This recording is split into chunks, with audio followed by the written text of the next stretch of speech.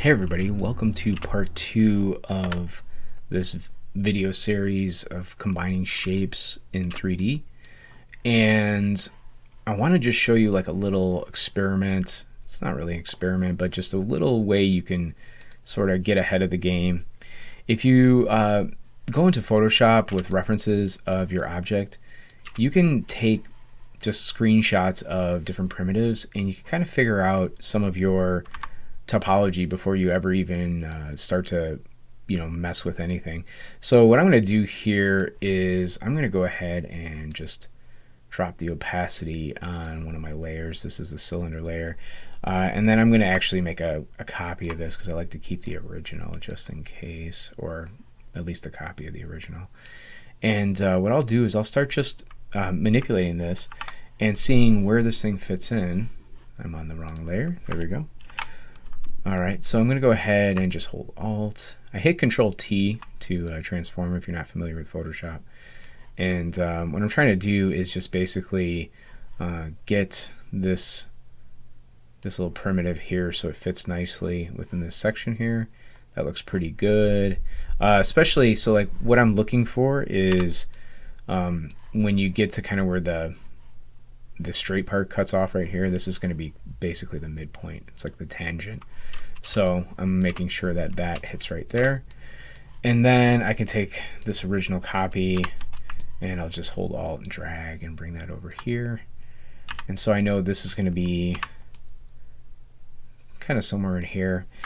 So now I know that when I go ahead and I put a subdivision surface on here, these will shrink down just a little bit. So if I go just like a little bit larger than the actual shape, then I know that that's probably going to match up pretty well. I kind of like this one a little bit better, like where these points come together. They're going to go a little bit outside. So just keep that in mind. You actually don't even need to know that for this per se, but when you get into the actual modeling part, it does help. And then the next thing I've got like a beveled cylinder like this, and you can right click over it and just pick the beveled cube like so, and I'm going to hold Alt and drag that over here. So I know something like this is going to, maybe I'll have something like this, but I also might just pull points down from here to make this part right here. And then I've got this just kind of a straight piece right here, so I'll go ahead and just grab that, and I'm going to pull this over like so, and maybe free transform this a little bit so it's kind of like this. So I'm just figuring out like what primitives am I going to need to make this shape. I could probably work with just the two cylinders and kind of just pull points around once I connect them.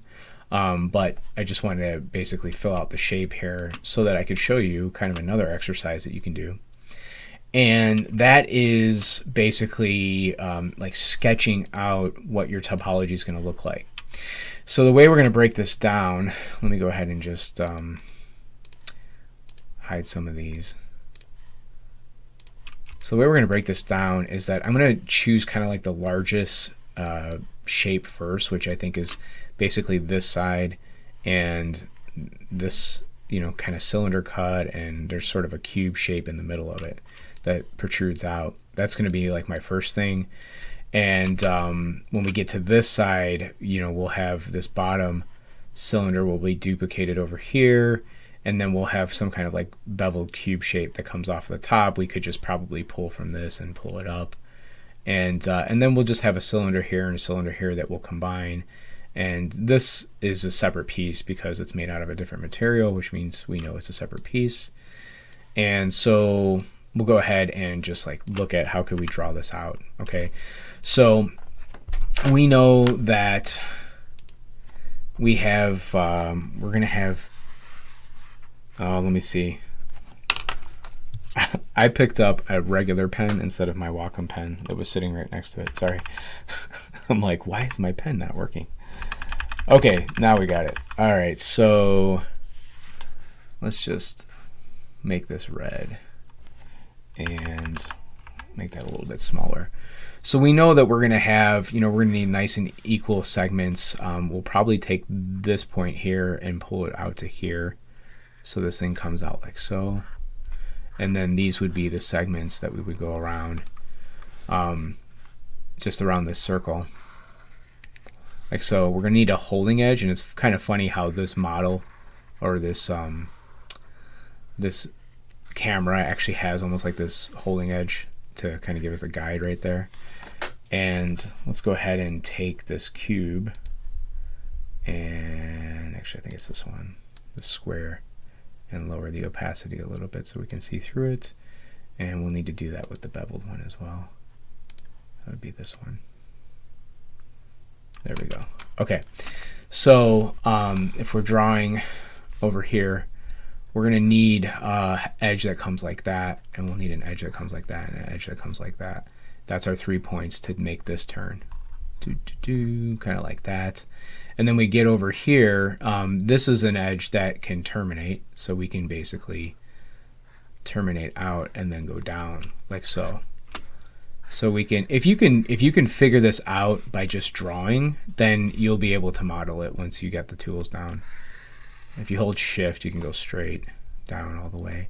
And so you know you're going to have a termination line that works the same way here.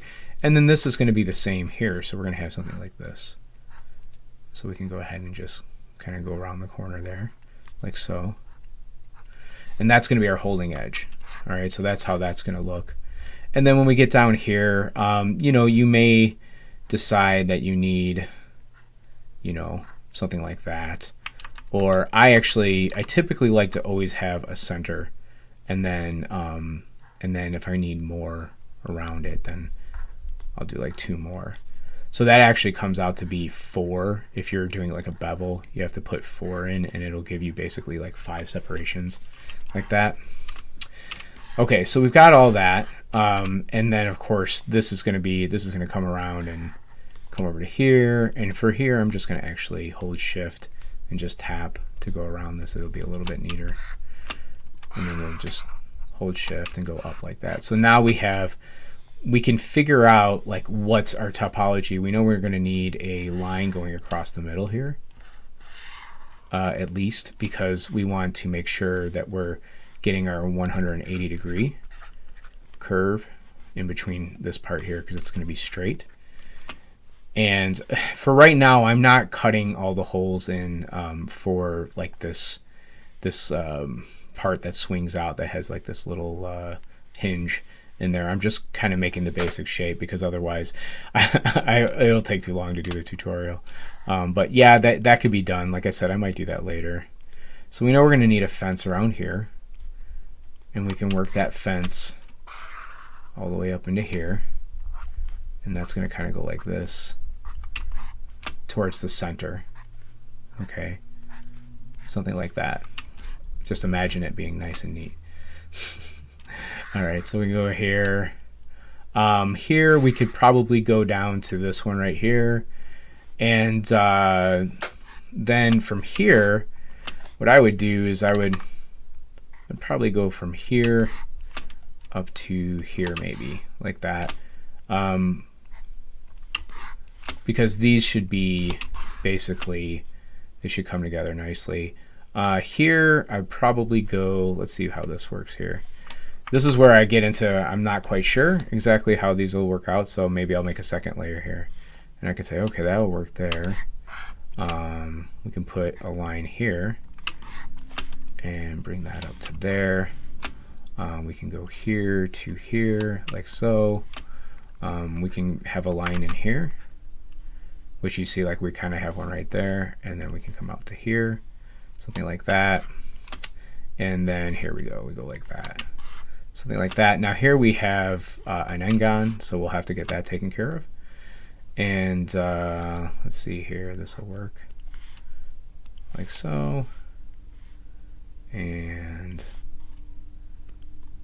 something like that. Okay, so I can look at all this and say, okay, I've kind of got this worked out. This here could come to there, which leaves us still with an n-gon, and then we also have like an n-gon that comes into here. I could cut across. I could cut across like and just put an extra edge in here. So like if I wanted to, let's make this a little bit bigger. and flows 100, brushes 100. I don't know why it's leaving residue.